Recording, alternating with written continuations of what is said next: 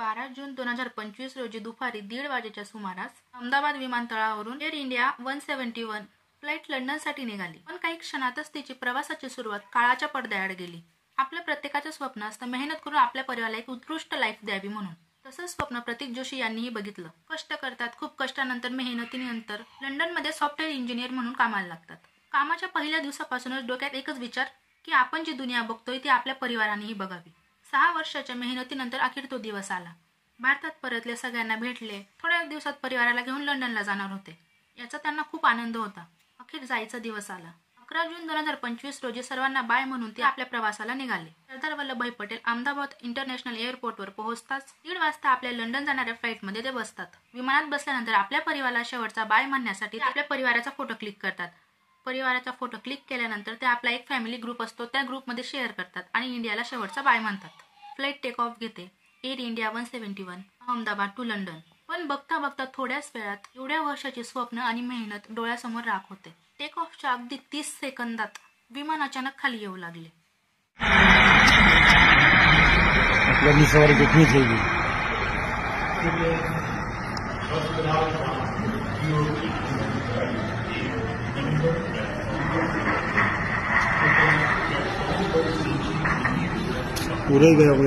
आणि medical college जवळील मेघानीनगर भागात जाऊन कोसळलं.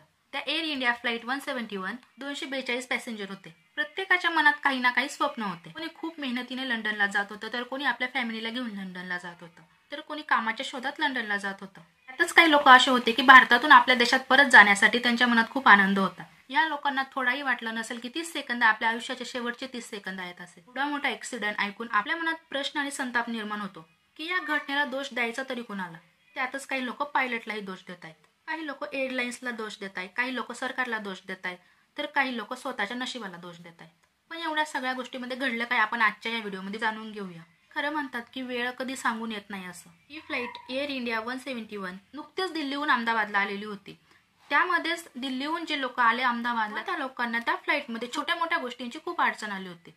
AC is not working. Look at everyone. And it's so many people they are using these magazines. And as usual, here TV screens are also not working. Neither this button for calling the cabin crew. Nothing is working. Nothing. Not even the light is working. See. पण air इंडियाच्या रेप्युटेशन्समुळे लोकांनी त्या गोष्टीला दुर्लक्ष केले. पण त्यानंतर ही flight अहमदाबादहून लंडनला जाण्यासाठी निघणार होती. फ्लाईट टेक ऑफ झाली आणि अगदी काही सेकंदातच ती जमिनीवर येऊन कोसळली. या फ्लाईटमध्ये एअर इंडियाच्या 12 स्टाफसह 242 लोकही होते. त्यामध्ये 169 भारतीय, 63 ब्रिटिश नागरिक, 1 कॅनेडियन व्यक्ती आणि 7 पोर्तुगालचे नागरिक होते. आता आपल्याला विचार पडला की एवढ्या सगळ्या लोकांमध्ये तो एक व्यक्ती वाचला तरी कसा.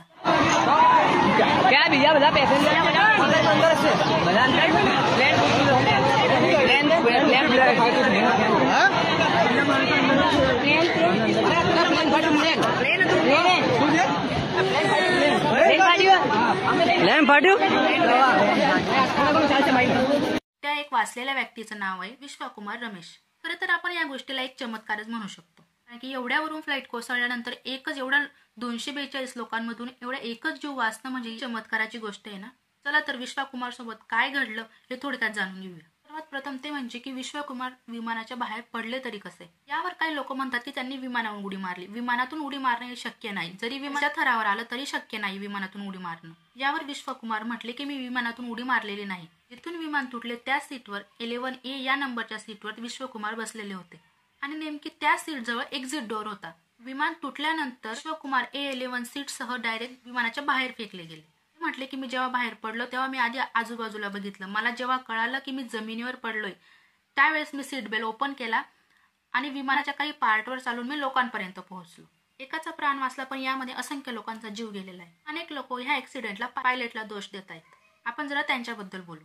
या फ्लाईटचे पायलट होते सुमित सब्रवाल. त्यांना 8000 तासापेक्षा जास्तीचा फ्लाईट एक्सपिरियन्स होता. त्यांच्याच बरोबर को पायलट म्हणून क्लाइव्ह कुंदर हे असतात. त्यांना सुद्धा देखील 1000 तासापेक्षा जास्तीचा फ्लाईट एक्सपिरियन्स असतो. नेमकी झाली काय चूक ह्या फ्लाईट सोबत. 6025 फुटावर ही फ्लाईट पोहोचल्यानंतर फ्लाईटचे दोघं इंजिन खराब झाल्याची शक्यता दर्शवली जात आहे. आणि ह्या ऍक्सिडेंटचं रहस्य उलगडू शकते ते म्हणजे ते ब्लॅक बॉक्स. ब्लॅक बॉक्स म्हणजे असं नाही की ते ब्लॅक कलरचं असेल. मेन म्हणजे ते असतं ऑरेंज कलरचं. हा बॉक्स म्हणजे विमानाचा जो काही डेटा असतो सर्व त्या बॉक्समध्ये सेव्ह होत असतो. दोघं पायलट फ्लाईट क्रॅश व्हायच्या वेळेस काय बातचीत करत होते हे देखील त्यामध्ये सेव्ह होत असतं. त्याचबरोबर विमानात प्रत्येक व्यक्ती आपल्या मोबाईलमध्ये काय डाटा स्टोरेज करते हे सुद्धा त्या ब्लॅक बॉक्समध्ये सेव्ह होत असतं. म्हणूनच विमान क्रॅश झाल्यावर सगळ्यात आधी शोधलं जातं ते म्हणजे तो ब्लॅक बॉक्स.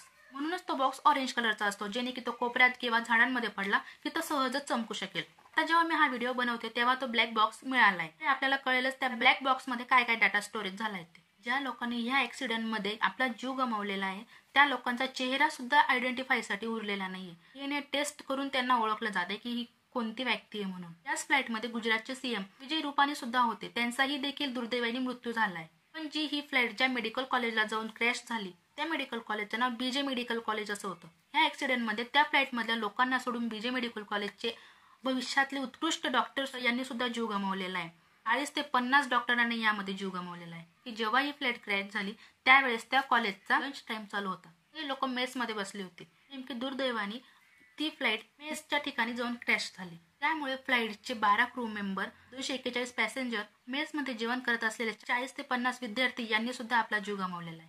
त्या फ्लाईटमध्ये नेमकी काय झालं हे आपल्याला येणाऱ्या काळामध्ये कळेलच. एक छोटासा सफर आणि आयुष्यभरासाठीची वेदना. ज्यांनी या दुर्घटनेमध्ये आपला जीव गमावला त्यांना मनापासून श्रद्धांजली. ते परत आले नाहीत. त्यांच्या अपूर्ण आयुष्यातून आपल्याला आयुष्य कसं जगावं हे मात्र शिकायला मिळालं. चला भेटू पुढच्या व्हिडिओमध्ये. तोपर्यंत बाय.